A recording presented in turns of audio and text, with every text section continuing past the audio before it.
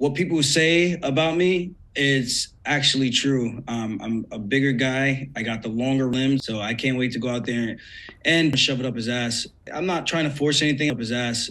And all I need to do is lock my hands. If I lock my hands, I'm coming off. And thankfully, he's actually coming back. So I get to be the guy who gets to smack him in the face.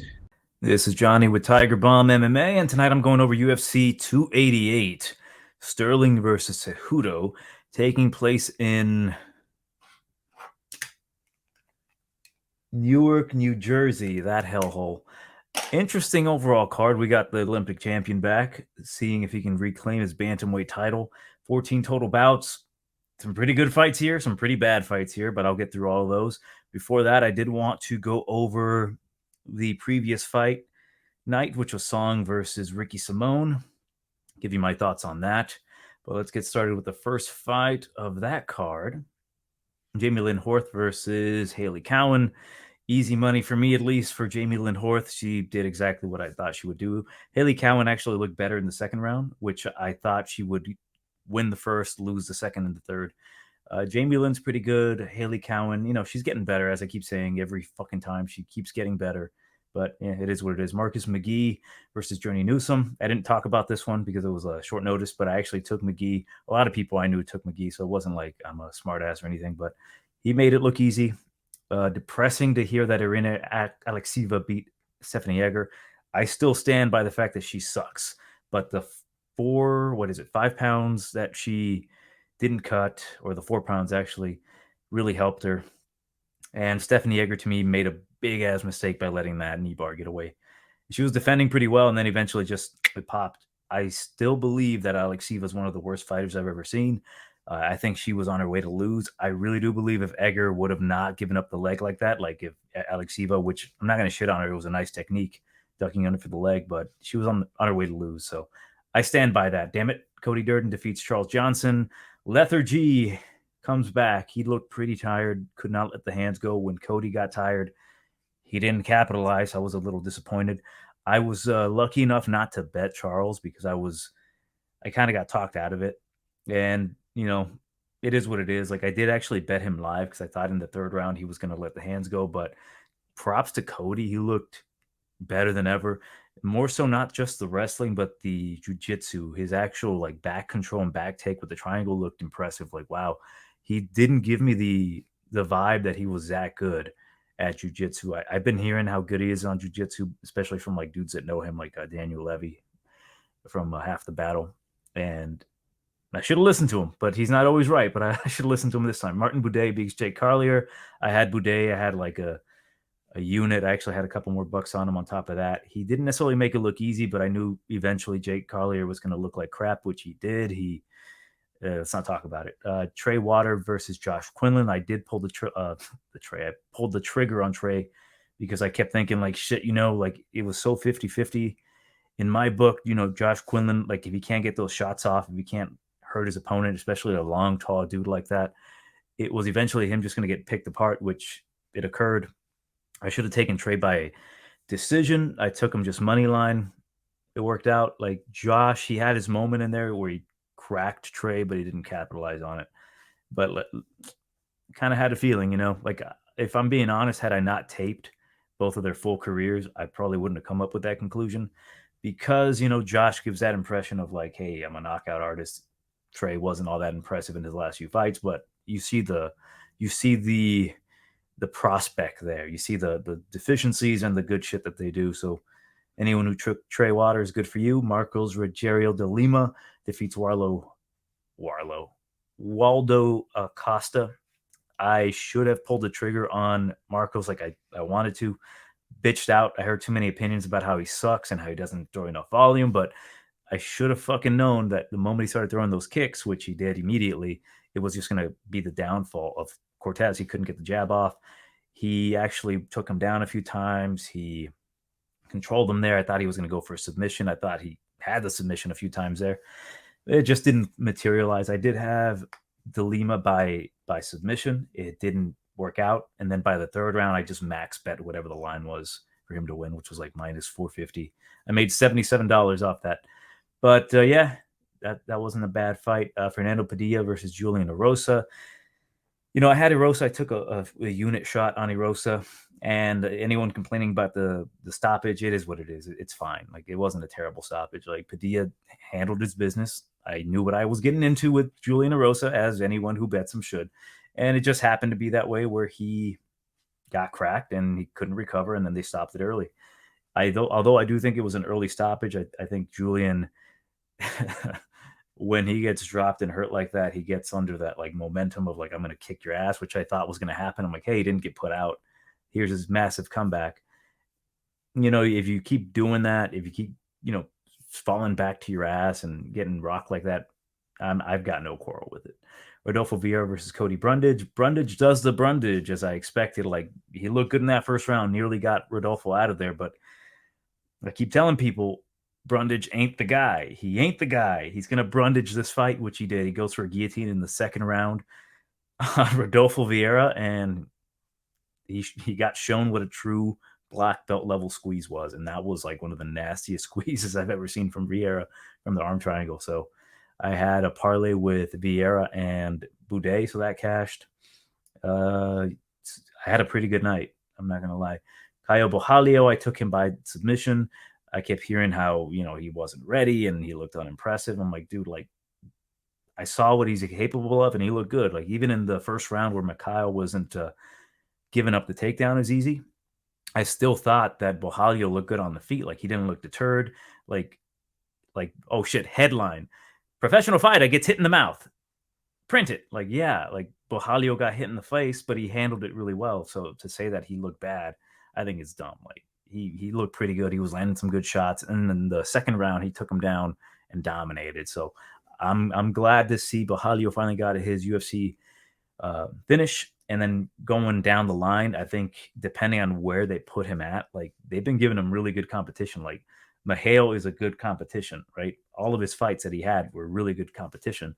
It's just that he wasn't able to get that finish because he couldn't exploit whatever part of his repertoire, the fighter's repertoire. In this case, he had a big glaring hole to fill his manly jiu-jitsu skill on Mikhail, where he was just not very good. And then Song Yadong defeats Ricky Simon.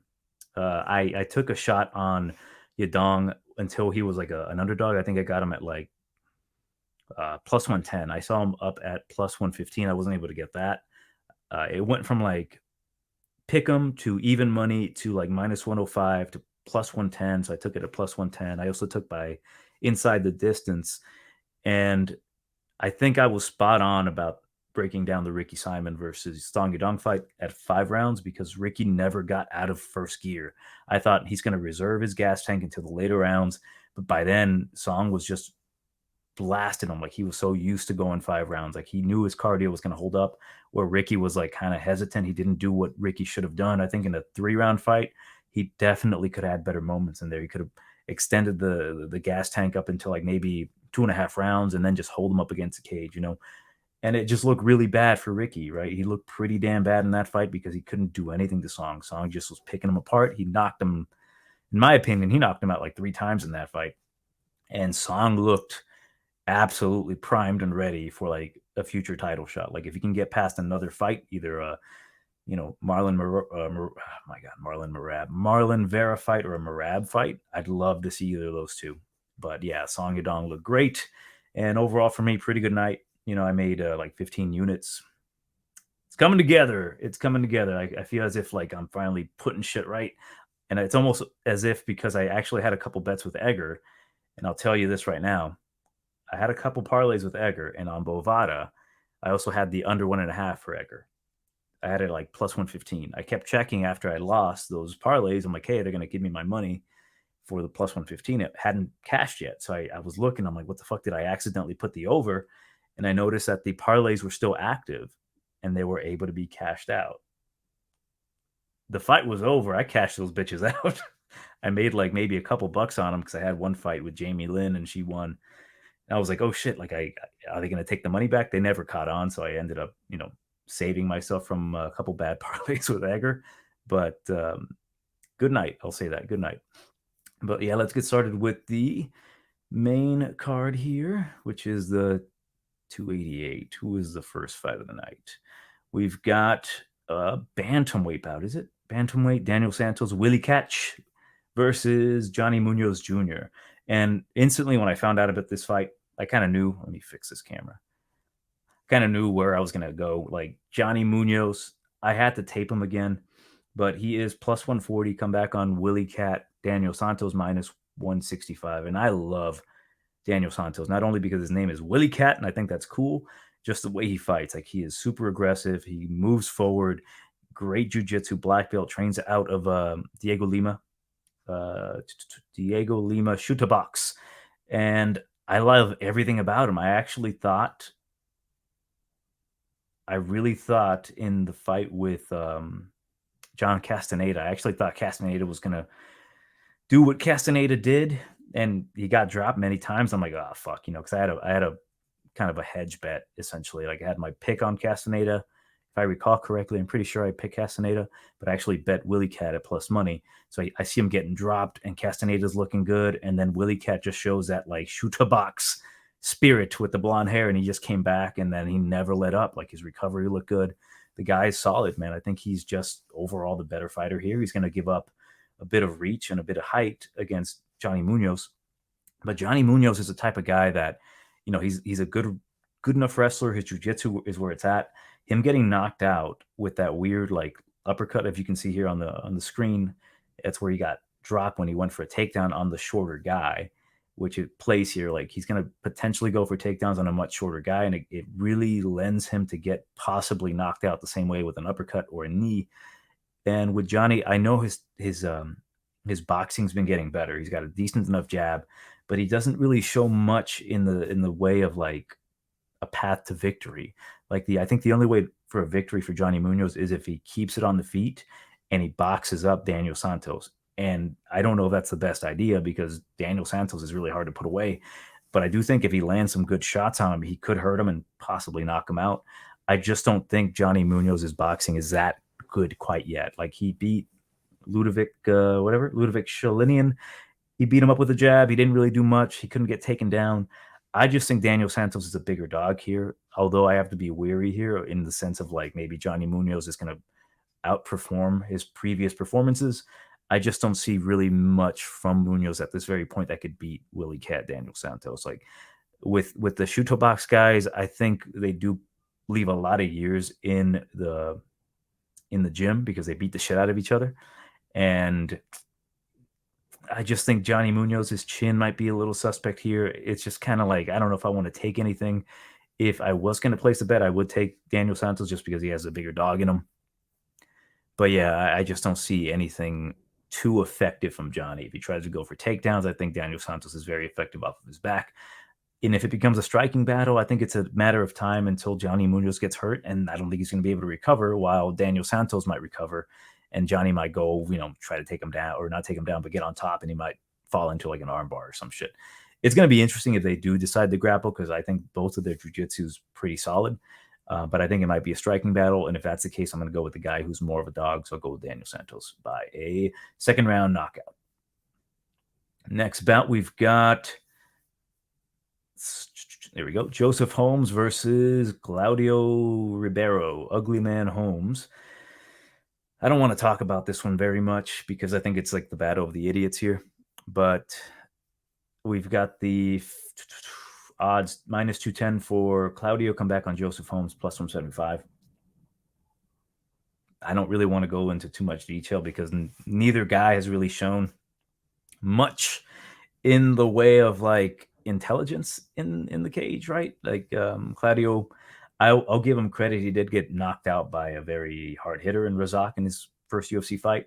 He didn't get put out cold. It was just kind of like, I don't know if he was just weary of the takedown where he couldn't really perform, but his leg kicks are pretty solid in that fight.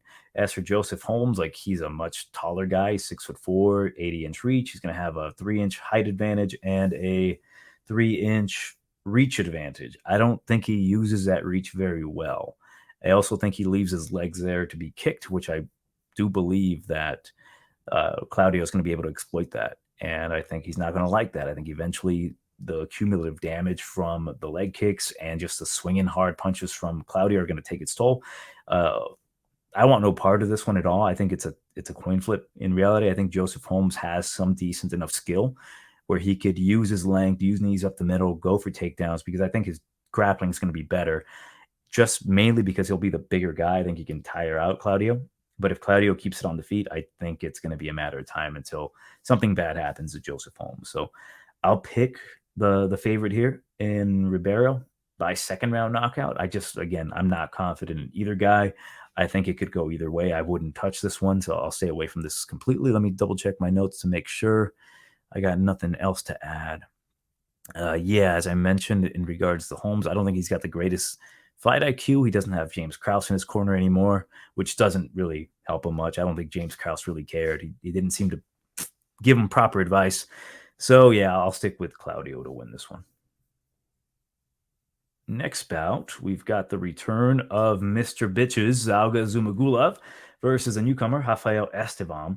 And we've got Estevam minus 150 come back on Zalgas. It is plus 125. It's a pretty good featherweight bout. We've got the return of Zalgas, who retired, and now he's coming back. I don't know if he retired because he got beat by, a couple split decisions where he lost to Jeff Molina. I mean, I would have retired if I got beat by Jeff Molina as well, knowing what we know about him now. And got split decision by Charles Johnson. I get it, like getting frustrated and like saying, fuck it, I got my many wives at home. So I'm thinking maybe he went home and then he spent some time at home, and then like his wives were like nagging him like, oh my God, stop playing with your model trains and play with the kids. And then every night they all happen to have a headache when he's trying to get him some. So he's like, fuck it, I'm going back to training. Like, this is bullshit. So, I like Zalgas. I like him a lot. I did tape watch Rafael Estevam a bit. And to be honest, I wasn't overly impressed. He's a Nova União guy. He's a solid wrestler. I don't know if he's a black belt. I'm going to assume he is. But on the feet, I wasn't too impressed. What I did like about him was his gas tank. Like, he seemed to have an endless supply of gas. But, like, on the feet, he's okay. On the ground, he seems to be pretty solid. Good ground and pound. I'm just not fully sold on him quite yet. I think he can win it. I'm going to pick him to win a decision. It's just purely a pick just because we don't know how Zalgas is going to look. He's coming out of retirement. I think overall he's such a solid fighter. Like, he's got power punches, good kicks, good wrestling, good counter wrestling. I think he's got it all. I think he's just going to be obviously too short here. He's going to be a 4-inch height disadvantage and a 3.5-inch reach disadvantage. I think Rafael can really use his pace and just eke out a split decision here. At the very minimum, I think he might win it at 29-28. Like, Zalgas might come in here looking great on the feet, comes out here with that pent-up aggression from not having any sex with any of his 5 wives, or as many wives as he has, and he might knock out Rafael Estevam. Maybe. That's why I'm like, I don't want to risk it on this one. Like, I'm going to pick Estevam because I know he's proven enough to go 3 rounds. He can weaponize his pace. He can weaponize the cardio. And Zalgas isn't necessarily known as like a cardio guy. So I'll go with Estevam. I'm just not sold on either guy right now, so I'll sit back and enjoy this one. Next bout. This is going to be a pretty interesting bout. We've got Ikram. What the fuck is his last name? How do you pronounce it? Ikram Aliskerov versus Phil Hawes. I'll just call him Ikram. And what are the odds on this one? Minus 210 for Ikram. Come back on Phil Hawes. Phil No Hype Hawes is plus 175. So right off the bat, I like Phil Hawes as an underdog in this particular fight. I think Phil Hawes is definitely underrated. It's just that, like, it kept joking with people, like, he was just born with a self-destruct button on his chin. Like, when you hit him just right or you do anything to him just right, like, he's going to self-destruct and you got him. Like, he doesn't necessarily battle back from adversity quite well, but he's very, very talented. Like, his wrestling, he's a powerful wrestler. He's got good everything, good striking, good power. His cardio is a bit iffy. Like, I've banked on his cardio failing, and then the day that I bank on his cardio failing, his cardio looks great. When I bank on it not looking good, it doesn't look great. It's so difficult because he's so damn good to really pick him or pick against him, because, like, I picked him to beat what's his name? Roman Dolidze, and Roman messed him up on the ground and messed him up on the feet. And I'm just not fully sure about Phil Hawes, because I do believe he has a good chance to beat Ikram. Ikram, he's only lost to one guy, and that guy was Hamzat Chimaev, where he got knocked out by him. He's right here in this picture. But when I'm looking at it, I'm like, let me look at more tape on Ikram.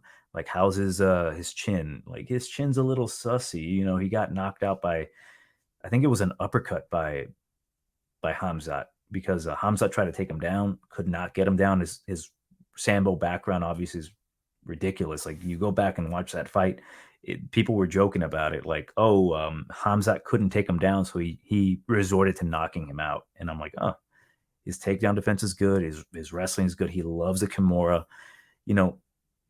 He's one of these Russian guys, ends in Ov.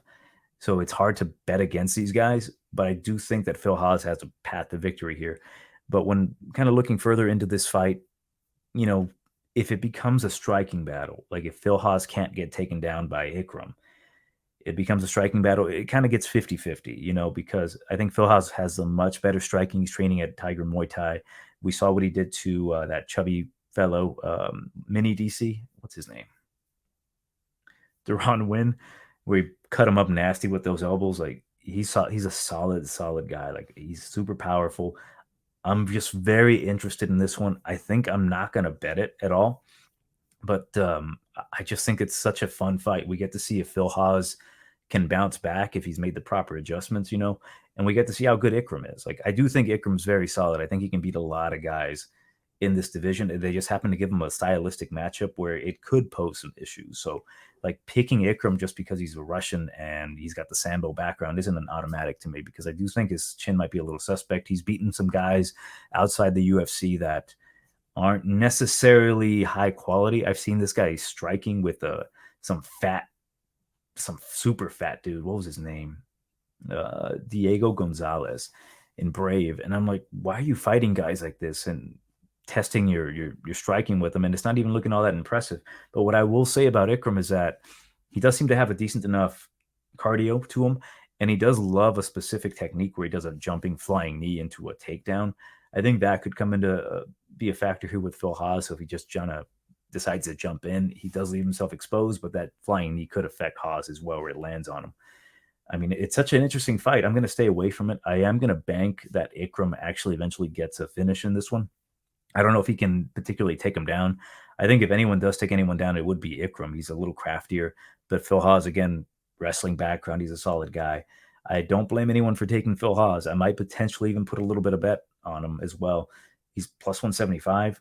I just think he's not somebody to be counted out quite yet. I think he just needs to make proper adjustments, get a little bit better with his defense, and we get to see, possibly another run for Phil Hawes. But if he gets finished here, meaning if he gets touched by one jab and he's like flopping all over the place, like, it might be time for maybe Phil Hawes to consider either dropping or moving up in weight. Or maybe, I don't know, like, I like Phil a lot. I just don't like the fact that he's, getting knocked a little silly. So I'm going to go with Ikram on this one. But let's see here. Yeah, I kind of forgot about his evolving striking. Like, he's got a nice jab, and I think he actually has a pretty nice one too as well. We'll see. But I'll go with Ikram by a second round knockout. I feel like I'm picking second round knockout for everything on this. Moving on, a fight that's not quite so good. We've got a heavyweight bout, prelim. Parker Porter versus Braxton Smith, the beautiful monster Braxton Smith. He is plus 155. Comeback on Parker Porter is minus 190. Now, I did my studying on Braxton, and I'll keep it very brief. He is literally built different. This guy is 5'11". He's got a thick body, thick. He's a thick boy, big arms. He hits ridiculously hard. He's not very skilled, though. I went back, watched every single one of his fights, minus his lone loss to Chase Sherman, of all people. Couldn't find it. Didn't really want to watch it. I'm like, I don't care. I just need to see some shit on him, and I'll make my decision on him. Because I think if he can come out fast, he can get a knockout. Definitely. I think that is the only play for me. Like, Braxton by knockout. He hits pretty hard. He's not very good. I'll say that. Like, I think he's got some potential. I don't know how good his takedown defense is. I don't know how good his anything is besides his striking. His striking looks poor. Parker Porter, the much better fighter between the two. Much better. I just think that Parker Porter's at his at his age, at this time, he's 38. He's taken a lot of punishment over the years, and I think a good solid punch from a big black man is going to put him out, or just at least hurt him enough to like make him just hit the ground and tap. Like I've seen Braxton, although I guess I have to preface again, his striking's not that crisp. Dude just hits guys and then they just freeze. I'm like, although I don't think he's got the most ridiculous power I've ever seen, I think he does have enough power to like freeze up Parker Porter. And again, I think Parker's just a better fighter, period. This could go poorly for me, and I know that. Like Parker, again, much better fighter. He should wrestle here. And if he does wrestle, he's going to destroy Braxton. I fully believe that. It's just that Parker doesn't really wrestle too much. And when he does, he's a little like goofy about it. Like if he can't get the takedown, and if Braxton puts all his weight on his neck, just starts punching him from the bottom, I can see Parker hitting the canvas, Braxton decent enough at turning around and just punching him in the head. It should be a fun heavyweight fight, right, guys? It should be fun. It'll be a knockout, I guess. Doesn't go the distance would probably be the best option between this one, because if Braxton does gas out, I think Parker Porter can take over. Because, yeah, I'm not sold on Braxton. I really don't think he belongs in the UFC. Although I will say I kind of do like the guy's personality. He seems like a pretty upstanding dude. He likes monster movies. I dig him. He seems cool. I'm hoping he wins, but with my money, I'll take a shot on him, but I have to be smart enough to not, go ballistic and say like it's going to be a for sure thing. So I'll take Braxton Smith first round knockout. But again, as like the same thing with Julian Erosa, I know what I'm getting myself into, so don't go crazy with this dude, like taking him and putting him on every single parlay. So I'll go with Braxton Smith first round knockout. But again, I'm pretty damn sure Parker Porter is probably going to shoot for a single or something. Next bout. Oh boy, Marina Rodriguez versus Virna Jandiroba. Now this one, I hate to be that asshole. Like I know I'm that asshole who says women's MMA and shit, but like I almost feel as if this fight deserves more than what I'm going to give it, because they're both good competitors, number 5 and number 8. But I was just not compelled to break this one down, because just the stylistic matchup between these two, I don't like it. It's obviously the striker versus the grappler. But when it comes to like Marina Rodriguez as the striker and Virna Jandiroba as the grappler, I have no edge on either. I think that obviously Marina's a better striker on the feet. She's been definitely working on her takedown defense for many, many years, but it almost doesn't seem to be working. I think I've seen her getting taken down multiple times. She got taken down by Lemos. Pardon me. Got taken down by Lemos her last fight, who's a shorter girl. Who else took her down? I don't remember. Jianan took her down. Mackenzie Dern took her down. Amanda Hebus took her down. Like so many girls take her down, and then when she gets taken down, she gets controlled. But when she can defend the takedowns, she keeps it on the feet. She ends up potentially getting a decision there. Virna, she's got good control. Her striking's getting better, and she's looking jacked as F as well. I don't know if I read the odds. -165 Marina, +140 Jandiroba. She's going to be obviously the shorter girl. 5'3" for Jandiroba, 5'6" for Marina Rodriguez. I just don't want anything to do with this one, because like Marina, if we're being honest, she's on a 2-fight losing skid here. She lost to Yan Xiaonan and clearly lost to Amanda Lemos, who, if I'm being honest about that one, really stupid stoppage. Like I'm a big she didn't even hit her that hard, but I've always said, like, even if I had money on Marina, which I did, I believe, whatever, you can't blame the referee for stopping the fight when you're looking so stupid like that, like against the cage, like, ugh. Like maybe 1 or 2 of those flurry punches from Lemos landed, but it was like, it's your responsibility, Marina, to not look stupid when you're not getting hit. Like when you look like you're getting ravaged and it's a bad angle for the ref, it's a fighter responsibility to not let that happen. Like you move out of the way. You don't do that. You cover up, you clinch. She just kind of pissed me off. Like it's her own fault. I'll go with Rodriguez by decision. I do believe that if she can stuff the takedowns, and Virna, she's not the greatest at takedowns. Like she usually kind of shoots for a single, whatever. It's not too impressive.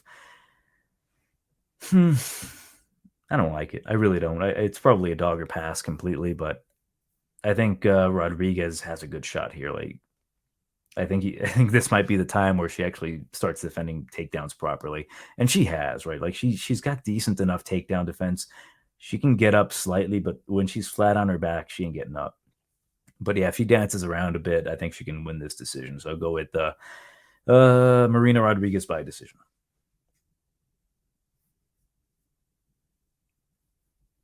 There we go. Next bout, Chaos Williams versus Rolando Bedoya, the Ox fighter. Chaos Williams versus the Machine, Rolando Bedoya. So the odds are minus 300 for Chaos, comeback on Bedoya plus 240. I didn't really tape Chaos because I know what Chaos brings to the table. He brings ridiculous power, and really that's it. Ridiculous power, and just that's really all he brings to the table. He doesn't really wrestle. He's a good striker. He's a good enough striker to like put your lights out, and that's all he does. Like most of the time, it pans out quite well. Like he'll eventually get that knockout, or he'll beat your ass enough to get a decision. What I did was tape watch the crap out of Bedoya just to kind of get an idea of him. So he's another Chute Box Diego Lima guy. He's out of Peru, and there's a lot to like about the guy, and there's a ton not to like about the guy. The positives, because I don't want to just shit on these fighters that are probably going to lose, but he is a big dog. He's got a savageness in him that when he gets hurt, he'll come back and he'll try to whip your ass. He's got good boxing combinations, decent enough on the ground to get like Darce chokes. I like what he brings to the table, and I think him coming into the welterweight division is going to be a pretty solid addition. Like he can have great back and forth fights and great wars with like the likes of what's his name, Alex Morono's of the world. Like I think he's going to have some great fights with these guys. He can have a great fight with like what's his name.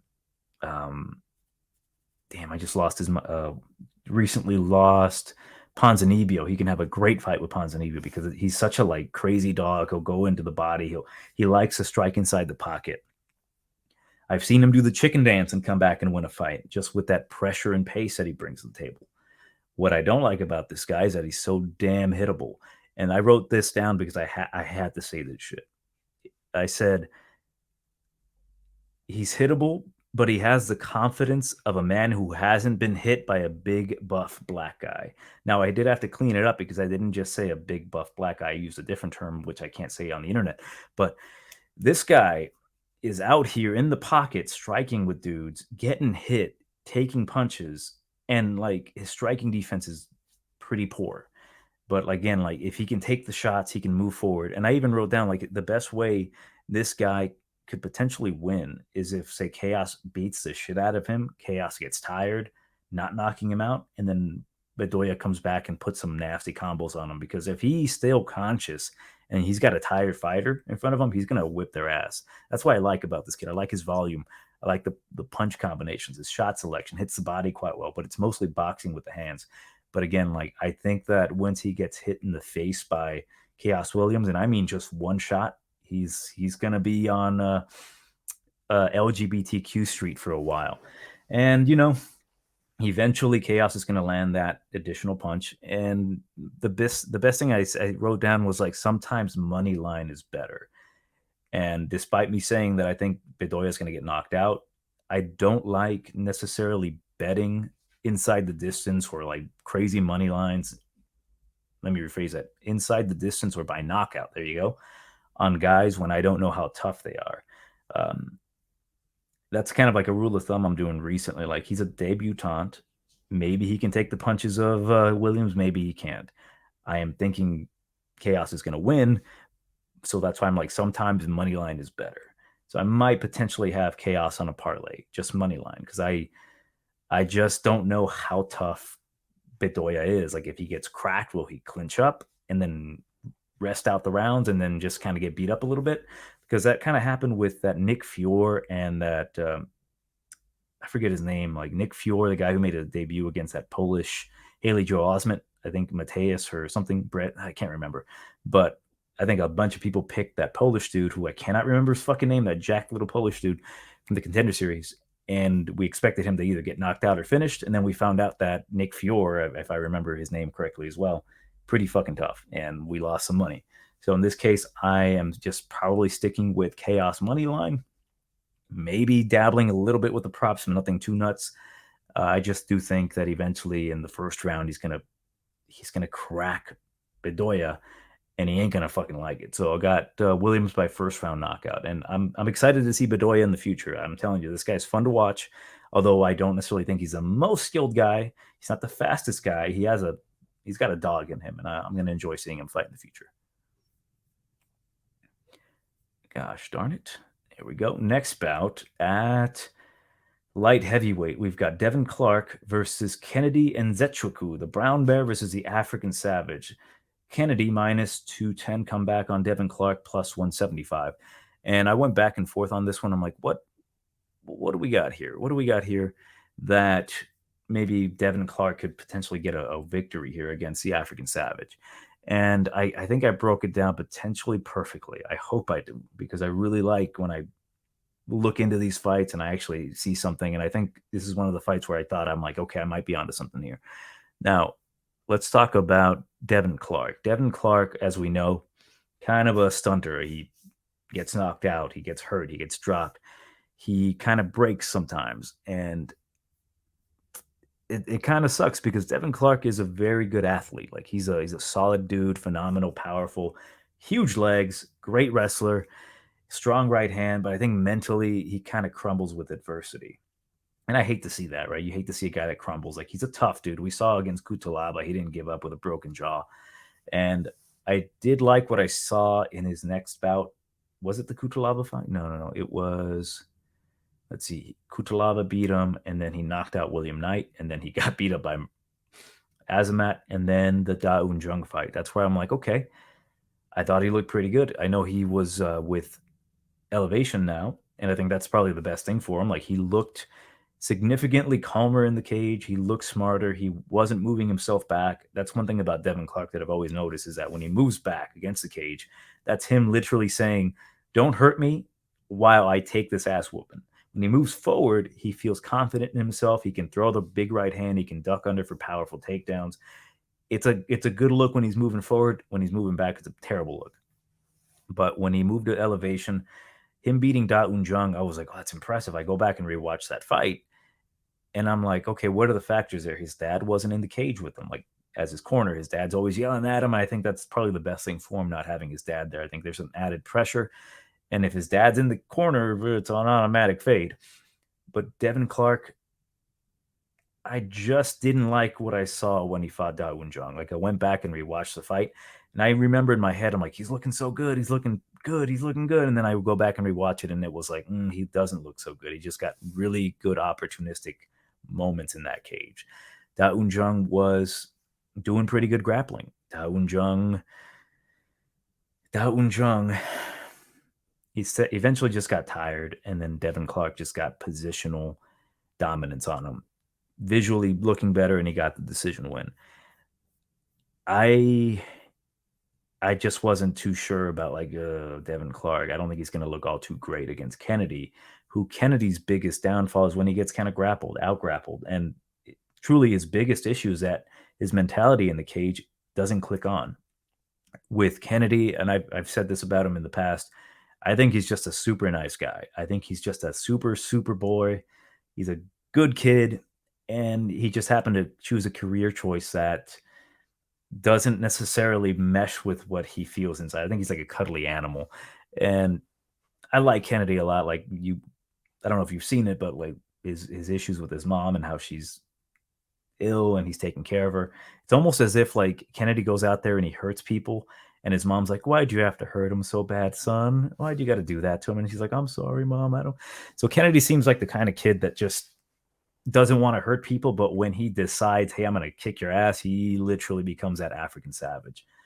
And that's what I've kind of been seeing of him lately. Like he kind of clicks it on. Like he's a slow starter, but when he clicks it on, it's a different story with this guy. This guy can potentially be top 10 if he's consistently in that mode of like kill mode. But when he's in like I'm Kennedy mode, he lays back a little bit. He doesn't throw his punches, he doesn't commit. But when he's the African savage, it's like, oh crap, he's a monster because he's so good everywhere. It's almost like I keep hearing that like in in the training room, he's like this killer and he's so good. But when he's out there fighting, it's almost like he doesn't want to hurt his opponents. And I could be wrong. That's just kind of like a psychological breakdown that I did of him. But let me read what I wrote down here. So, yeah, as I mentioned, he's a slow starter. He's kind of picking it up a little bit more. His wrestling's getting better. His counter wrestling's getting better. He's clearly a big man. He's 6'5" compared to the 6 foot of Devin Clark. I do think that Devin's going to have some decent success getting him down. I just don't think he's going to be able to hold him down. It's going to be a matter of time until like Kennedy starts clicking on. If he can defend the takedowns early, I think it's Devin Clark is just going to crumble eventually, especially with that huge reach advantage, 83 inches compared to the 75 for Devin Clark. But yeah, back with Kennedy, with my notes here, keep saying like it's his mentality once he clicks it on. There could be a good live betting opportunity here if you don't just take Kennedy straight, where if Kennedy gets out grappled like he did in the first round with Ion Cutelaba, where he kind of took him down, didn't do much because Kennedy's getting better at recovering guard, going to his back, getting up. I think Kennedy could potentially be plus money. You could take a shot on him because in that second round where Kennedy just kind of clicked, he's like, all right, time to fucking work. There's a moment in there where I'm like, this is the Kennedy I need to see in the future. If this guy's consistently fighting, I think he can beat a lot of guys in this division. Kennedy got hit low, like a low blow by Ion, where he kind of clipped him in the cup, and it was significant enough where Kennedy's like, "Ooh, my balls." But Kennedy's like, don't fucking stop it. I'm in a row because he was doing some decent enough damage on Ion. And I'm like, that's the guy I need to see. The guy says, screw this shit. I ain't done with you. And he beats the crap out of him. Like he landed that knee so perfectly in that takedown where Ion went for it. I'm like, Jesus Christ.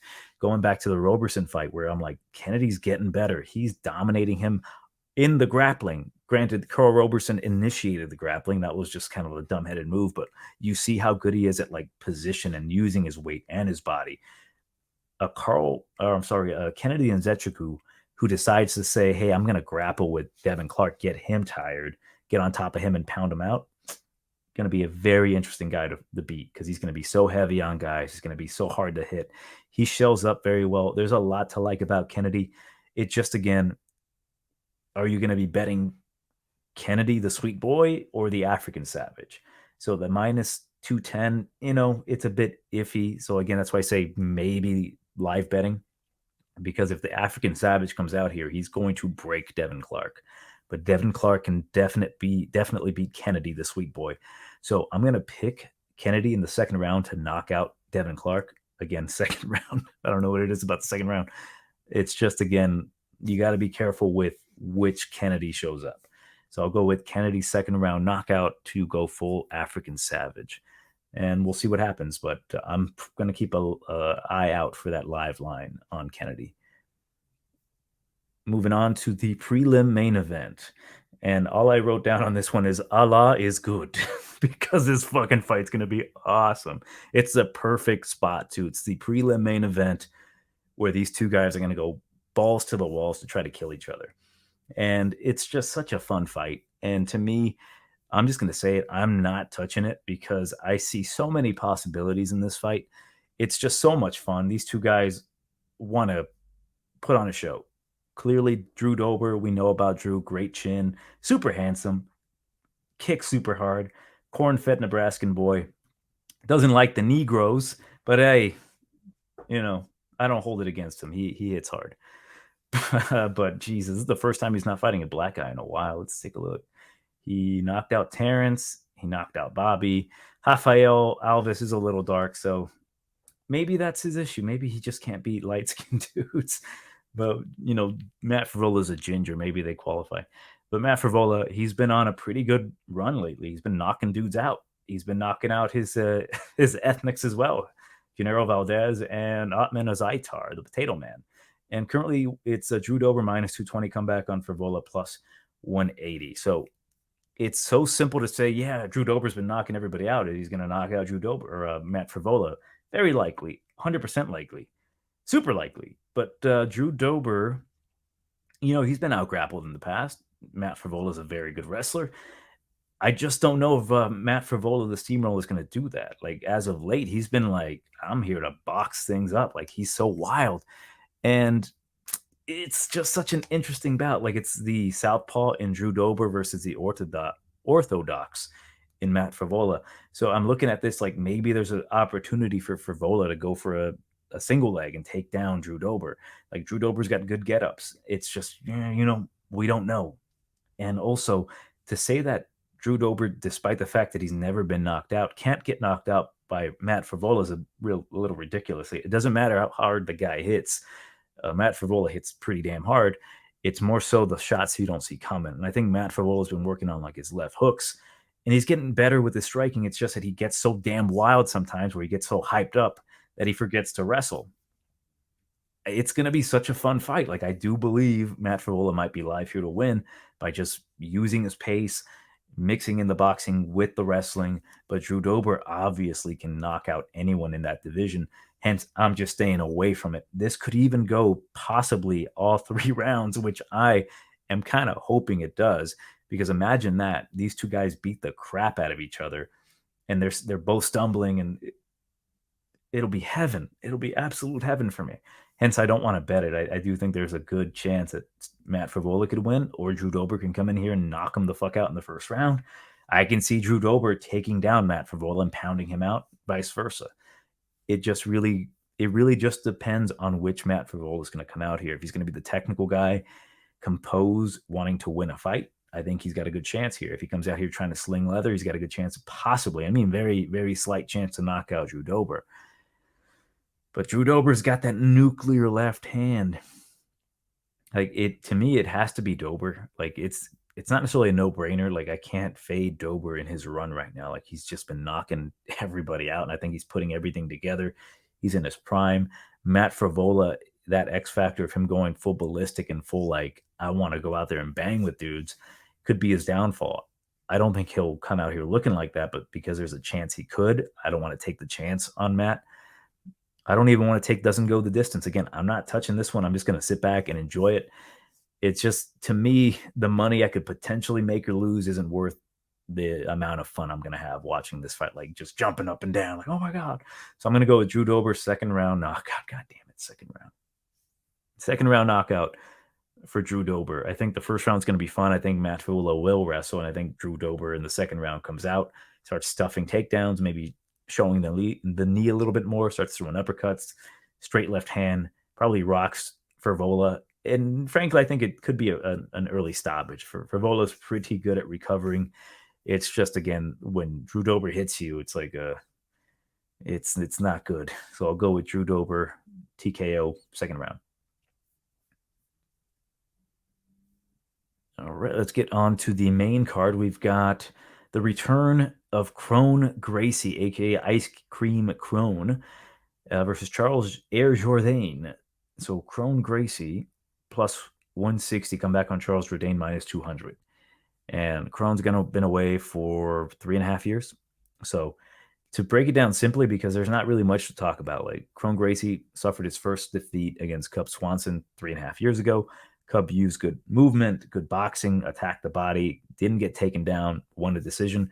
What it showed me is that Crone needs to kind of get better at his wrestling. Crone needs to get better at striking, setting up his wrestling with his striking.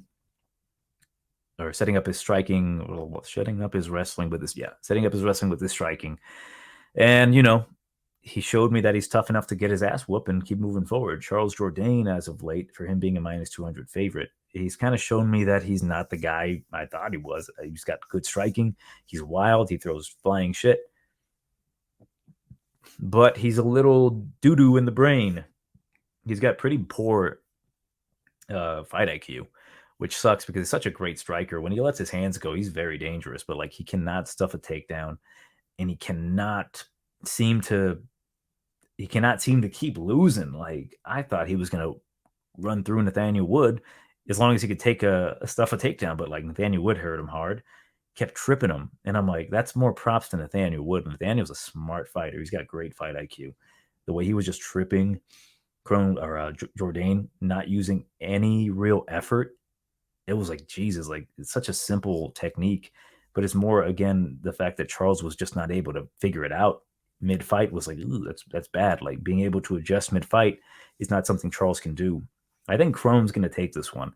I don't care how long it's been, I think with 3.5 years, Krone is not only going to get better at grappling, I don't think he technically can. He's really goddamn good as a black belt. I just think he's going to be able to close the gaps between himself and Charles when it comes to the MMA striking. Between just pure striking, if it's just a pure striking matchup, Charles Jourdain is going to chew up Krone Gracie.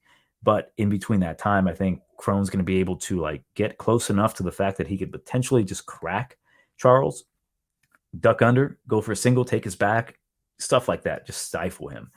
I got Krone Gracie second round submission. You know what? Fuck it. I think in the first round he can do it. Just really depends on how Krone looks. If he's looking in shape and he's not doing this just for money or because it's contractually obligated, I think he comes in here and he looks good and he takes down Charles and submits him. Charles is going to get submitted eventually, I think, in this particular fight. Yeah, to me, it's like the dogger pass. I think it's just the optics of what people think of Charles and what he's capable of, opposed to how bad kind of Krone looked his last fight where he had no options. I just think he's going to have a lot of options here with Charles, who's not necessarily known as like the greatest fight IQ #1 and the takedown artist. So here's how poorly I think of Charles. I think Charles could be lighting up Krone Gracie on the feet, and he decides, I'm going to go for a flying knee to like emphasize that I won this round with like 2 minutes to go. And then Krone just grabs him midair, takes him down, passes to side control, shit, north-south him, takes like whatever he wants. Like, that's how poorly I think of Charles right now. Like, he's willing to put himself in like unnecessary danger or unnecessary positions that he doesn't need to be in to try to like, oh, I'm winning the fight. You know, he does a lot of dumb things, and he's primarily a kicker as well. I think that Krone's going to be able to capitalize on that. Like, Charles isn't necessarily going to just box. He's better when he kicks. I think Krone's fight 100%. So I'm going to go Krone Gracie round #1 submission. Fucking rear naked choke. Next bout, Movsar Evloev versus Bryce Mitchell. And the odds have it -265 for Evloev come back on Thug Nasty, Bryce Mitchell +210. And I get it, right? Like, Bryce Mitchell, he got, I don't want to say exposed his last fight. He just happened to meet up with a guy who's going to be champion one day. Guaranteed, baby. In Ilya Topuria. That man is a freaking savage. And it's no shame, like, whether Bryce was sick or not. Doesn't matter. Like, I think the outcome would have been the same. It's just that, like, yeah, the striking didn't look all that great from Thug Nasty, and he couldn't get off on the wrestling, right? And he got clipped pretty damn hard. And I always kind of thought, like, there's going to be a day where Bryce loses because he's not necessarily, like, he's not two-dimensional. He's kind of just one-dimensional. He goes for the takedown and uses his grappling, where he's just such a dominant force on the ground. Like, that's where he resides. And the guy's got a good scrambling ability. Going back, watching his fights with Wolfman, Bobby Moffitt. Great fight. Like, the scrambling of Thug Nasty is great. His ability to get submissions off of his back. The guy's a solid grappler. He unfortunately is fighting Movsar Evloev, who is, to me, one of the more complete fighters in the UFC. I think this is like one of the Russian dynamos coming out of Russia. And the guy's just so good. He's better on the feet. He's better with the kicking. I think the grappling is going to even out. It's just, I think Bryce has a better cardio between the two. And this could lead to maybe Bryce Mitchell having some good spots against Movsar Evloev. And I think it's going to be a really good fight. This isn't like a clear night and day. Like, one has the advantage over the other. I think Movsar Evloev's complete striking is definitely better than Bryce, but I don't think Bryce is like, oh my God, he's whipping my ass on the feet. He's knocking me down. I just think that Movsar is just a little cleaner on the feet. He's got more tools, more flexible. Bryce is more of like power guy, moves in, better boxing. When it comes to the grappling, I think Evloev's going to have the more success because I've seen Bryce getting taken down in the past. I've not seen Movsar Evloev get taken down. It just comes to that. Like, if Bryce can really implement that pace, I think he's going to have some success. Let me check my notes here. Let's see here. Yeah. With Mitchell, it's just Yeah, I don't think his striking is much of a threat to Movsar Evloev. I think Evloev is going to just kind of stay on the outside, kind of pick him apart. Not necessarily pick him apart in the sense of like, oh my God, he's kicking his ass, and oh my God, he's like hurting him to the body. It's just more like tippy tappy, good enough for the judges to say, oh, he's picking him apart little by little. Because he's got the great movement on the feet. And I wrote down this: if Evloev gasses, Bryce is going to put him just as flat on his back as the earth is. So Bryce, he's got a good shot here. If again Bryce decides, hey, I'm going to push a pace on him, I'm going to weaponize my gas tank to make sure he gets tired, like go for crazy scrambles on the ground. I think Bryce can have a lot of success. I don't think Bryce should be counted out here. I don't think that it's going to be like so clear cut that if he doesn't decide the grapple, like the only thing that I can see happening here where it's like clear cut Evloev is that if Bryce is on the feet, he's getting picked apart, he goes for takedowns that fail, and he goes back to striking with them. I think Evloev at that point is going to just kind of control the fight, dictate where it goes, take down Bryce. And Bryce at that point, if he starts to scramble, if Evloev lets him back up, rinse and repeat kind of thing. It's going to go to a decision, in my opinion, if Evloev wins this one, which I'm going to pick Evloev by a decision. But what makes this fight so interesting is that I've seen Evloev not gas, but definitely slow down. And Bryce, if he again weaponizes that pace, he could put Evloev in bad spots. If Evloev makes a bad move, if he gives Bryce Mitchell an opening in the scrambles, I can see Bryce taking his back, getting the body triangle, pounding on him, taking it, like trying to submit him, and Evloev's gas tank is just going to deplete, and it could be a bad thing. So I'm going to pick Evloev by a decision because again, I think he's just a more complete guy. And to be honest, Bryce has been kind of saying some shit. I don't really like where Bryce is mentally. Like not necessarily because of flat earth type of shit. Like I don't give a fuck about that, but like he almost seems like he's not all there. Like that loss to Topuria broke him, and he's kind of making excuses. And maybe I could be wrong. Maybe he comes out here looks better than ever, which I'm expecting to see a much better Bryce Mitchell. I'm just not going to be surprised if I see the absolute worst Bryce Mitchell. I've got Evloev to win. Again, by decision, I'm hoping to see those crazy scrambles from these two, like a good back and forth grappling affair would be fantastic. But the way I see it, I think Evloev movement on the outside, kicks, punches, better striking, period, stops the takedowns, keeps it on the feet, and he wins a comfortable enough decision. I think if Bryce Mitchell gets frustrated in this fight, he might make some poor decisions. He might get hurt. He might get dropped. Again, if Bryce comes out here mentally tough, like, hey, I know what to do. I got to push the pace on this guy. It's going to be a very fun fight, and I think it go possibly either way. But I'll go with Evloev to kind of dictate the pace and win this fight by decision. Next bout, we've got Jessica Andrade versus Yan Xiaonan. And minus 195 for Andrade. Versus 9 Yan Xiaonan. So plus 155 for Yan is pretty good to me. I think Yan's going to win this one by decision. And the reason I say that is that I think Yan is clearly the better on the feet. He's going to have the longer reach, slightly by an inch allegedly, but I'm assuming that's the arms. Clearly the arms. The legs, on the other hand, the volume, on the other hand, the height, everything else I think comes to the favor of Yan Xiaonan. Like good movement, good laterally, throws the like lead side kick a lot, like kind of jabs out with it to the legs. I just like Yan Xiaonan at this dog money because to me, I think she's going to have the much better volume. And yes, I know what a lot of people are thinking. Like she got taken down by Carla Esparza. She got dominated down there. But I think her overall ground game, her get-up game has improved. She is at Team Alpha Male. And that's really the biggest concern she has in this fight against Jessica Andrade, other than, getting cracked by her. I just don't see that happening. I think Yan Xiaonan has good enough movement, good enough footwork to avoid getting hit cleanly.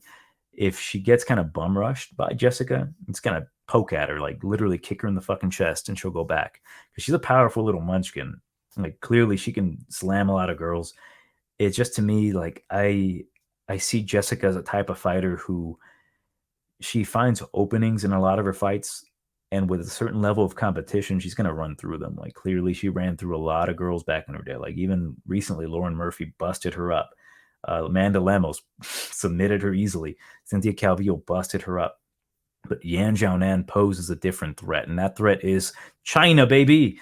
Like, I have a theory about Jessica Andrade that she is complacent to her Chinese overlords, because last time she fought a Chinese fighter, she gave it up real quick in that first round. And I think the same thing happens here. Not necessarily the loss same type of way. I think she gives it up to Yan by decision, because like Jessica, one thing I've noticed about her is that when you aren't afraid of her and you're not letting her bully you, she kind of sucks on the feet. Like, she is like, oh crap. Like, I thought she was going to have success against Erin Blanchfield, because Blanchfield's striking wasn't up to par with the type of power and the overall, what am I saying? Not history, but overall experience as Jessica Andrade on the feet. And what did we see? Erin Blanchfield was piecing her up. And I'm like, oh shit, we got a new champ on the way. Because like, she didn't fear Jessica. Like, she didn't give a fuck. I'm like, Jesus Christ, Erin. Like, I didn't expect that. That to me was more impressive. Had she have taken her down, submitted her, yeah, shit happens. What I saw from Erin Blanchfield that fight was like, I'm a champion. I'm going to take that belt. Like, she didn't give a crap about the power. She was piecing her up. And then when she took her down, it's like, cake, baby. She took her down. Granted, Jessica was like, my titty popped out. My titty popped out. I'm like, you didn't seem to mind when you were making money off them titties on the internet, girl. It's just, to me, the striking, the diversity of Yan Xiaonan is just going to coast her to a decision. Are there going to be some hairy moments? Possibly. Is she going to get taken down? Maybe. I think she'll get back up, though. I don't think Andrade is going to submit Yan. Like, if Mackenzie Dern couldn't submit her, she ain't fucking submitting her. And yeah, I think Jan, she can get back up. She can move out the way. It's a 3-round fight. She just went all 5 rounds with Mackenzie Dern. Like, she had some hairy moments here, but she survived. I like Yan to win this one by decision, 29-28 at the very least. So I'll go with Yan by a decision. Let me double check my notes here. I just wrote that Andrade is basically a punching bag. So yeah, when she moves forward and you treat her as a punching bag, she will comply. That's my thought. So I'll go again with Yan Xiaonan by a decision. Oh boy, next bout. I'm going to talk about this one quite a bit.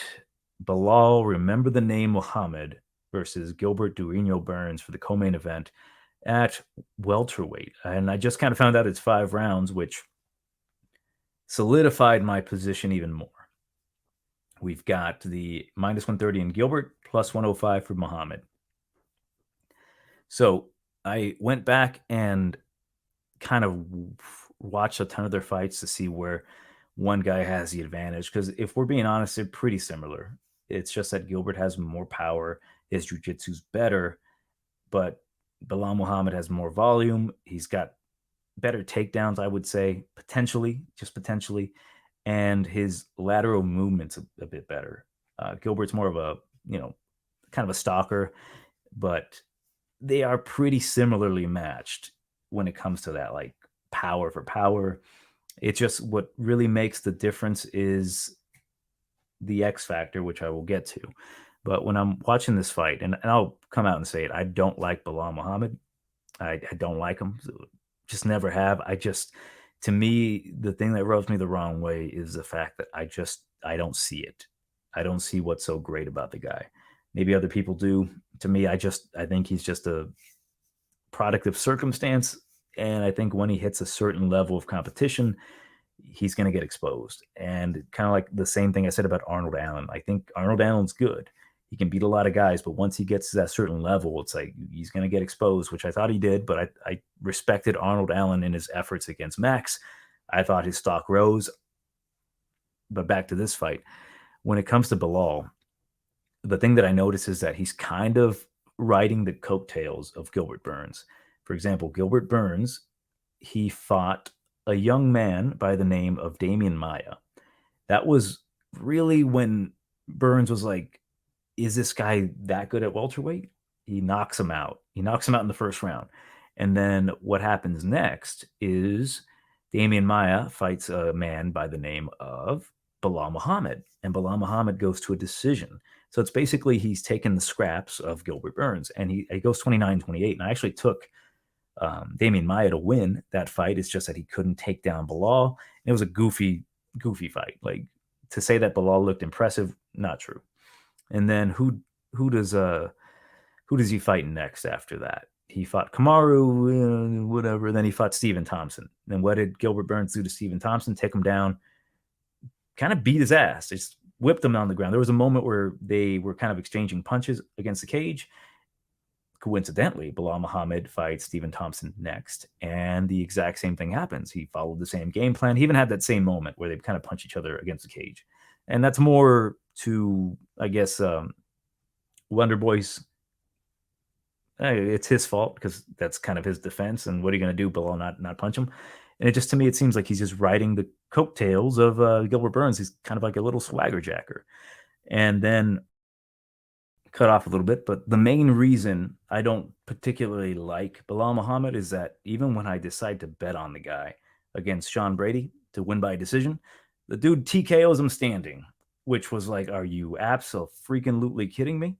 Like, to me, if I'm being honest, like, he exploited the weakness of Sean Brady, which was the striking. I just don't think Sean Brady's comfortable striking at all. Like, he just seems like, oh, I'm a little pussy. But if we're being even more honest, I was in Abu Dhabi, and it seems as if the referee decided, like, hey, it's enough, like, let's send him home happy, which was fine. Like, I've got no quarrels about it. The thing is that he doesn't have power. He TKO'd him standing, didn't drop him, didn't seem to really hurt him. He just kind of outvalued him by punching him in the face enough. And it just seemed to me like, is this really where we're at right now, So that's kind of where I kind of get butthurt with the laws. Like, when I bet on you, I still fucking lose. Come on, dude. So with this particular fight, what scares me the most, if say I am picking Gilbert Burns to win, is that Gilbert, if we're being honest, gets cracked by straight punches, usually the jab. The jab seems to hurt him because he doesn't necessarily see it coming. Any hooks, he tends to defend pretty well, but like straight punches, which typically the jab would be, he doesn't see him and he gets cracked because he has a pretty solid guard. With Durinho Burns, his biggest issue is that, like, his durability. Belal Muhammad, I've seen him get knocked out before, but he's got enough durability to him that he has that advantage to him. Gilbert, though, I can't necessarily trust it. I've seen him get hurt a little bit, but obviously he's got the power advantage. Dude's been hurting a lot of dudes on the feet at 170. He's got the power advantage, the jiu-jitsu advantage. I mean, so much so that Chimaev was like, I ain't fucking with this dude on the feet. And then what did Gilbert do? He cracked him so hard, he made him kind of stumble back a little bit. I'm like, this guy has a ton of power. So he clearly has the power advantage. He has the jiu-jitsu advantage. What I'm worried about is that, will Belal Muhammad have the positional advantage, like the wrestling advantage? Will Belal take him down, and then will he just kind of move with Gilbert and then avoid anything off of his back? Maybe, maybe not. Will Belal stifle him against the cage? Because Belal, he is not shy to be a boring fighter. Maybe, maybe not. And will he potentially jab him and drop him and then just pick apart, still consistently hurt Gilbert Burns? That is what I'm worried about when it comes to Burns. But what Burns brings to the table, not only does he have like powerful punches, powerful kicks to the body, and again, this is going to be a 5-round fight. He's a threat everywhere. On the feet, he can knock out Belal. On the ground, he could submit Belal. The only thing Belal has is potentially knocking out Gilbert Burns, but he ain't submitting Gilbert Burns. If he submits Gilbert Burns, I mean, shit, that is I'm going to enjoy the future fade of Belal Muhammad at plus money at whoever he fights, because like, if he submits Gilbert Burns, his star is going to rise and he might be a favorite, and I'm going to fade him hard. But if he does, it's like, maybe I'll just admit the fact that Belal's really good, but I doubt that's going to happen. But Gilbert, nasty left hook. And that's the other thing. Belal Muhammad, even though he was exploiting Gilbert or Sean Brady's crappy striking, he was still getting tagged up by him. Like, you're getting tagged up by a guy who wants to grapple. and he even hurt him like slightly with like a left hook. Brady did. But let me double check my notes here. Yeah, like that's another thing. Like he didn't want to take down Sean Brady, a guy who potentially could have had a good advantage on the ground. Like he could have taken down Sean and maybe controlled him a bit. He just didn't want to deal with that, so he decided to keep it on the feet against Sean. What makes me think that he won't do the same thing against Gilbert, who's much better on the ground? I mean, significantly better. So if this becomes a striking battle, I think that might be the best shot for Bilal on the feet to try to come out hard, try to knock out Gilbert, which it could happen. It definitely could. But on the feet, he's going to be playing way too much with fire. So it's going to be interesting, this whole fight at 5 rounds. But my ultimate conclusion was, like, I went back and rewatched some of the fights for Bilal and some of the fights for Gilbert. To me, I think Gilbert's finally firing off on all cylinders, because when I went back and I was watching his camp for Chimaev, there was something in him that was like, I'm going to win this fight. Like he had no doubt in his mind that he wasn't going to win. And the way he was training was like absolutely grueling and absolutely hard. Like he was doing more stuff in training than he did in that fight, because he knew that he had to go out there and go toe to toe with like the toughest guy he's ever fought. And he looked so damn good in that fight that some could argue that he won that fight. And what's also funny is that Gilbert Burns actually fights Hamza Chimaev, and Bilal Muhammad's like, I want to fight him too. Like, why are you copying this man? But yeah, one time where Bilal Muhammad went 5 rounds was with Vicente Luque. And that was a very frustrating fight because I love Luque for one. And also Gilbert Burns and Luque are like butt buddies. So Gilbert Burns has about 6 or 5.5 rounds of history to fall back on from Vicente Luque to kind of get an idea. But what I saw in that fight was a very poor execution of doing the bare minimum to win a fight. And granted, like, I'm not butthurt that he beat Luque. He did what he did, but Luque was attacking the legs. He was attacking the body. He even hurt Bilal Muhammad, but Luque could not stuff takedowns, and Bilal just won with top control, which I hate top control so much that it just bothers me, right? It bothers me so damn much. And then to me, it was like 2-2 up into the 5th. Luque was doing well. Bilal Muhammad again does the bare minimum, takes his back, kind of controls him a little bit. But when he got on top of Luque, he didn't do anything with that. Like he just was on top, maybe landed a few pitter patter shots. And what I saw later in those rounds was Bilal Muhammad was tired. I don't know if Bilal Muhammad's a 5-round fighter. Gilbert Burns, I believe, is. I've seen Gilbert Burns go 5 rounds. I've seen Gilbert Burns kill himself training to fight the monster of the division, which was Chimaev. And I think what's going to happen is that if this does, say, go later into the quote-unquote championship rounds, I think Gilbert's going to have the better gas tank because of the amount of damage he put on Bilal Muhammad. And it just takes one solid hook from Gilbert Burns to knock out Bilal Muhammad. If Bilal wants to play on the ground, I think he might gas himself out. I think Gilbert's so used to playing jiu-jitsu that he'll shoot up for arm bars. Bilal's not going to like it. I think this is the spot where Bilal proves to me and to everyone that he ain't the guy who he says he is. So I like Gilbert Burns here. I just think that in the championship rounds, we're going to see the true, like, above leader between these two. We're going to see who these guys really are. And if I'm being honest, all my like dislike of Bilal, if he comes out here and he looks great, props to the guy. Like, give him the title shot because he does deserve it at this point. I just don't see it happening. I think Gilbert's he's going to put hands on him. He's going to kick him to the body. He's going to chin him. He's going to drop him. He's going to outpace him eventually. To me, it's kind of like Bilal's going to come off looking pretty good volume. Gilbert Burns is going to maybe attack the body, attack the legs hard, because that's what Luque did, just attack the legs. And eventually, if it does hit the ground, Gilbert's going to have some shit for him. And if, say, for example, Gilbert does get hurt, I just don't believe he will, because I don't think Bilal has that kind of power or anything significant enough to hurt Gilbert. Like, watching the fight with Jorge Masvidal, Gilbert didn't even have a feeling of threat against Masvidal. He decided to strike with him, and he was looking solid. Like, there was a few occasions where the experience of Masvidal with his boxing kind of hit Burns a little bit, but nothing too significant. Bilal ain't that kind of striker, right? He ain't that crafty. So I'm going to go with Burns to win this one, 3rd round TKO.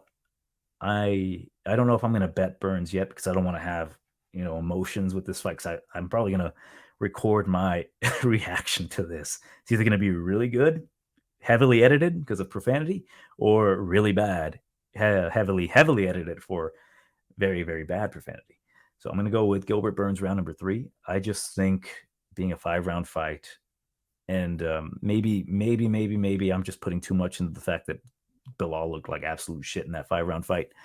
I just think that the amount of power that Gilbert's going to have in this fight, the negating of the threat of the takedown from Bilal Muhammad is going to really expose that Bilal's just kind of like he's a prelim fighter. He 100% is. And now he's got a co-main event, and I don't think he's going to cut the mustard. So I'll go with Gilbert's 3rd round TKO. I spent quite a bit of time on that one, but I think it was justified. Like I had to. Next bout, main event of the freaking night. We've got the return of Henry the Messenger. I haven't heard that in a while. Triple C, Cejudo versus the Funkmaster, the champion, Aljamain Sterling. Pick him right now, -110, -110. I was looking to see if there was any change, but it's kind of leaning towards Henry, -115, -105 now for Aljamain Sterling. And with this particular fight, I would pride myself in hopefully knowing that I got a good read on it, because I am going to place a bet on one of these guys depending on the odds, and I'll get to it. But we've got the reigning defending champion in Aljamain, the Funk Master Sterling, 33 years old. He's going to be the taller guy, 5'7", 71-inch reach. Henry, former flyweight, 5'4", 67.5-inch reach. So with this particular fight, we know what's going to happen here. They're both wrestlers, one better than the other, in my opinion. I think obviously Henry has the gold to back it up, hence my sign being gold in the back. In honor of Henry, the cringe master, the king of cringe, Triple C Cejudo. And funny enough, I actually have a signed picture of him, which I will preface by saying I hung it up and it fell and it broke and it got slightly damaged. So maybe there's like a bit of funky voodoo. I guess he is Jamaican and they do voodoo. Anyways, it might be something. I should keep in mind that his picture fell, which is interesting. But Henry's coming back after 3-year layoff. He was retired. He's coming back. He's 36 years old. He's having another kid.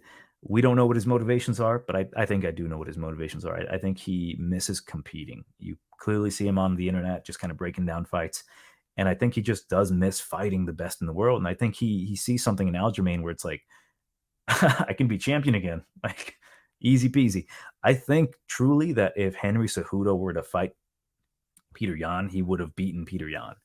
Just, he broke it down kind of intelligently.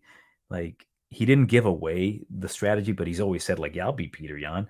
And Merab kind of proved it because Peter Yan kind of shows up a little bit, keeps his hands high, easy enough for a double leg or easy enough for a single duck under. And I think Henry knew that. And he's like, I think I can exploit that.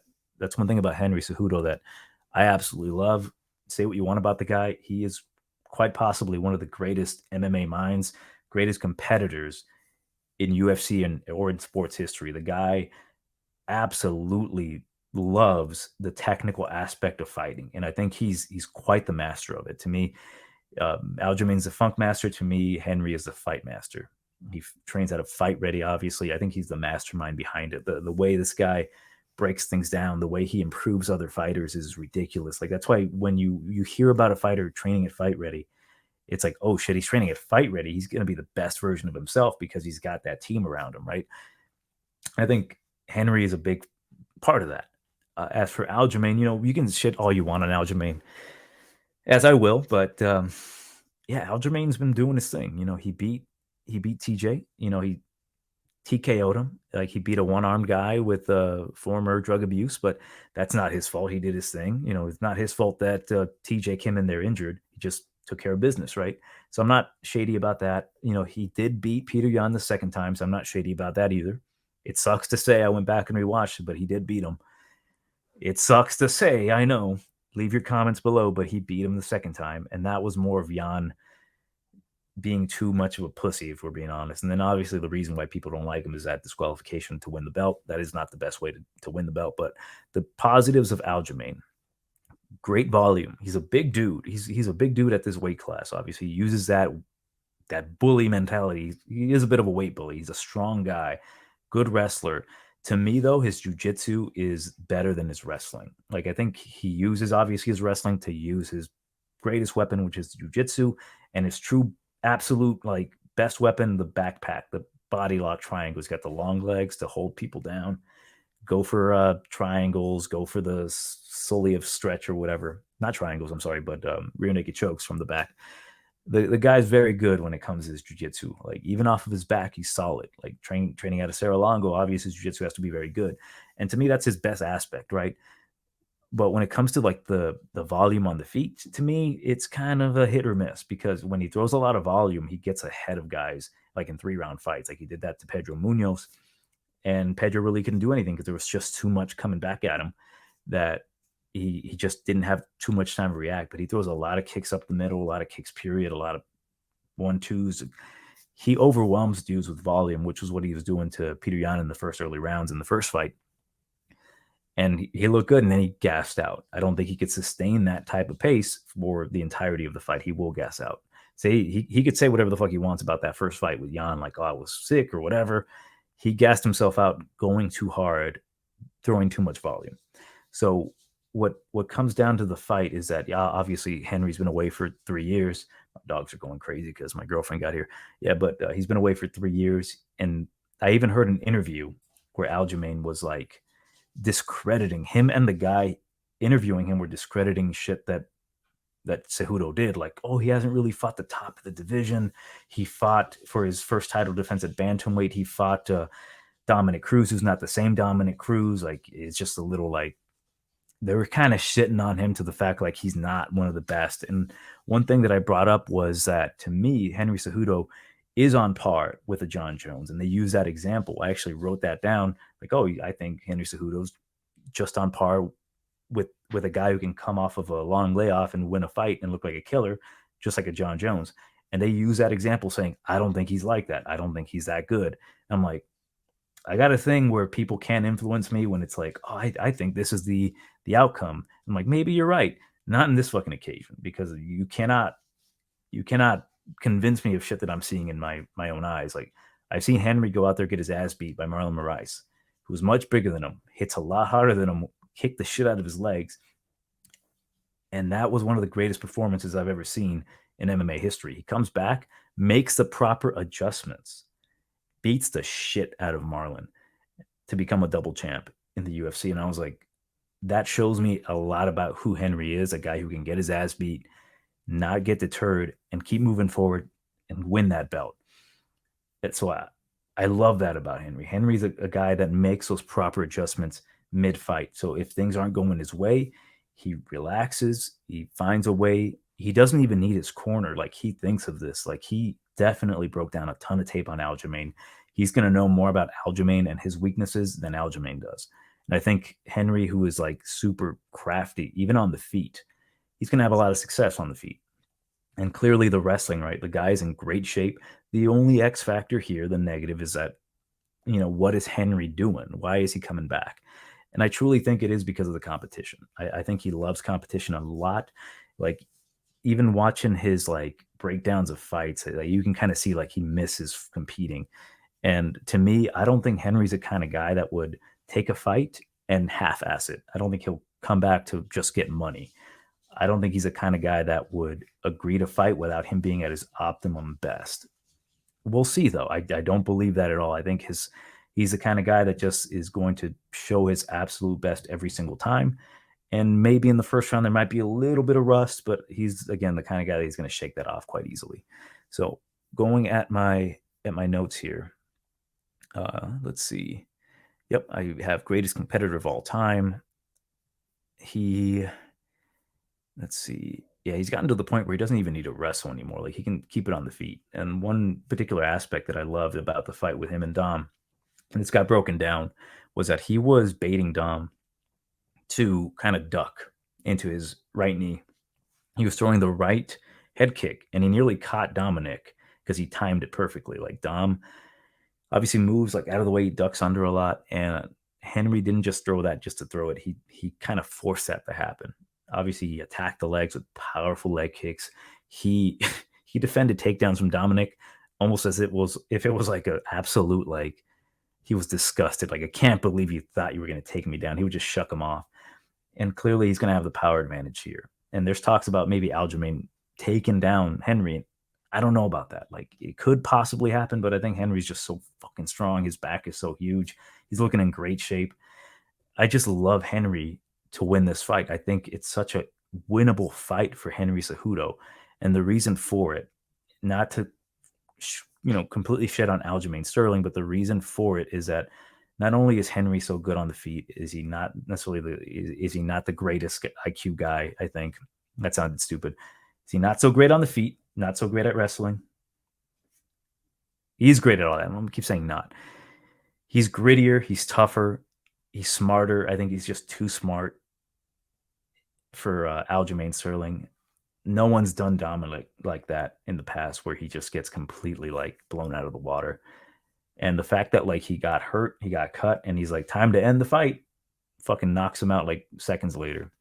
But the reason I'm picking Henry is because he's going to dominate Sterling in the wrestling category.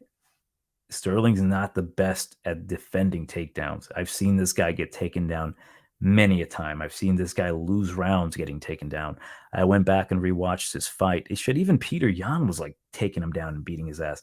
Like, that's not something that you can really clean up, because to me, he's kind of a floppy guy. And to me, if he gasses out and if he gets a little too panicky and if he doesn't get off on the striking and he doesn't get off on his takedowns, I think he gets a little like goofy in there. And we've seen that happen. So to me, Sterling isn't a guy who's like particularly strong against grapplers. So going back and like watching his previous fights when it comes to like grappler versus grappler, and you can kind of tell that's kind of his forte to lose. Brian Caraway, he lost split decision there. He kept talking shit about Brian. He got out wrestled by him. He lost positionally. He lost a split. Rafael Sunsao, another split. He couldn't do much in the grappling department. And Rafael at the time, still a great striker. Marlon fucked him up. All right. That beautiful knee, because he got too panicky when he couldn't get him down. And like even fights that he won, Cody Stamen was doing really good with the striking, or not so good with striking, but good with the wrestling. Actually took him down, defended the triangle choke. He eventually got his back taken, which Cody can get his back taken. Henry ain't going to get his back taken. Jimmy Rivera had some good moments. He lost as well to Aljamain, but he was doing well with the wrestling. Obviously, Peter Yan did well with the wrestling against him. I really do believe Henry's going to look fantastic here. I think he's going to look like an absolute murderer. I just don't know how long he's going to stay fighting, because he's nearly, he just turned 36, but like once you start hitting that near 40 mark, is he going to retire again? I don't know. I think he's just too good, too smart, too gritty. He's going to make the better decisions in there. Henry is a very cerebral guy. I keep talking about how good he is and how smart he is, but when I say that, is that he's not a guy that's going to put himself in danger of losing position or doing too much. And him also kind of training with Demetrius Johnson. And God, imagine having those two as your training partners, the technical, mental, brilliant IQ side of Henry, and the ability to make crazy gut instinct moves inside the cage of like Demetrius Johnson. It'd be crazy to be trained by those two guys. But yeah, I think Henry's not going to overextend himself. I think he's going to attack the legs. He's not going to be worried about getting taken down. He's going to be too strong. He's going to take down Aljamain himself. He's going to attack the body, attack the legs, maybe pop him with pretty hard strikes, use that karate stance still. I mean, if Henry comes out here looking flat-footed, it's going to be a tough fight. I doubt that's going to happen, though. Eventually, though, I do see Henry finishing Aljamain. I think he's going to stop him with strikes. I think Henry is going to exhaust Aljamain, take him down, beat him up, just do bare minimum. I can even see Henry submitting him. The guy's a brute. To me, I've been sucking on his balls this whole fight, this whole discussion, but I think Henry's going to win this fight. I just don't like Aljamain's panicky nature, where if, say, because he's talking confident, man. He's talking about like, oh my God, I'm going to take him down. But what if he doesn't? Is he going to take down the Olympian? I don't truly believe he can. What is he going to do? Try to strike with him? I think Henry's going to do well enough in the striking. I think he's going to land the harder shots. He's going to make Aljamain panic. And when Aljamain panics, that's when he gets into floppy, flippy mode. And I think Henry's going to just take advantage of it. Whether he finishes him along the way or gets a decision win, I think Henry Cejudo's going to come out here. He might lose the first round, but I think after that, he's going to look like this is the fucking guy, the greatest combat sports athlete of all time. And he's going to regain his belt. And if he doesn't, it is what it is. I think he may possibly retire again. If he doesn't retire, it just shows me that he truly believes that he still has that type of motivation, drive, and skill. And he's the kind of guy that even if his skill diminishes a bit, he finds a way to overcome that. So the gritty nature of Henry Cejudo is going to overcome the funkiness of Aljamain Sterling. So yeah, I'm going to say round number 3 TKO. But yeah, those are my thoughts on UFC 288. I predict we have a new regaining the bantamweight belt in Henry Cejudo. Let me know in the comments what you think below. Join the Discord, link below as well. Comments, blah, blah, blah, blah, blah. Hopefully Aljamain doesn't do as I have in the intro, where he inserts himself into Henry Cejudo and makes a fool out of me and loses my money. But yeah, Johnny Tiger Bomb MMA. Catch you next fight.